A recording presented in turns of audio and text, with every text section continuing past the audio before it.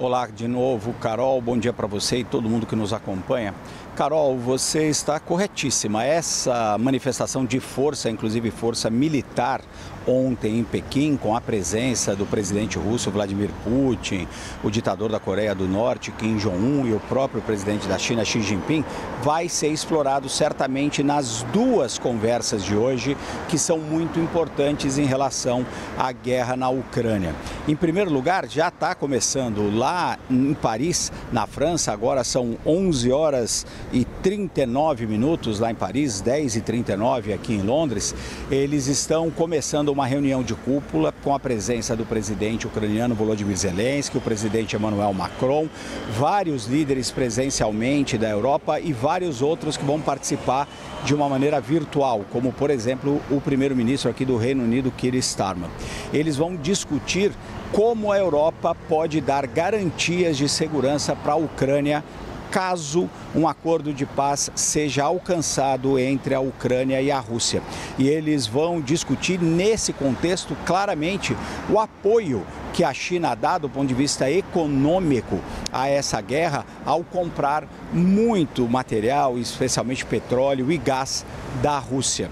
Eles vão discutir especialmente como os exércitos europeus poderiam ajudar os militares ucranianos a continuar impedindo novas aventuras militares dos russos caso exista uma paz entre os dois lados. O Volodymyr Zelensky, inclusive, tem pedido a presença do solo ucraniano de soldados do Reino Unido, da França, da Alemanha e de outros países que parecem dispostos a fazer isso. Logo na sequência dessa reunião, alguns desses líderes, inclusive Emmanuel Macron e o próprio Volodymyr Zelensky, vão ter um telefonema com o presidente Donald Trump dos Estados Unidos.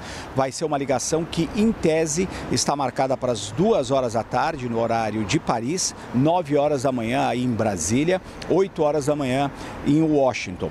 Eles iriam discutir como os Estados Unidos também poderiam ajudar nessa questão da segurança para a Ucrânia e que papel os Estados Unidos podem ter para, de fato, forçar o presidente Vladimir Putin a aceitar negociações de paz. O principal objetivo, Carol, nessa segunda reunião para os europeus é manter os Estados Unidos juntos, é manter os Estados Unidos dentro dessa aliança com os europeus e com a Ucrânia, para, em primeiro lugar, colocar pressão na Rússia para uma saída diplomática e, em segundo lugar, também participar de qualquer acordo que seja feito para garantir a segurança da Ucrânia.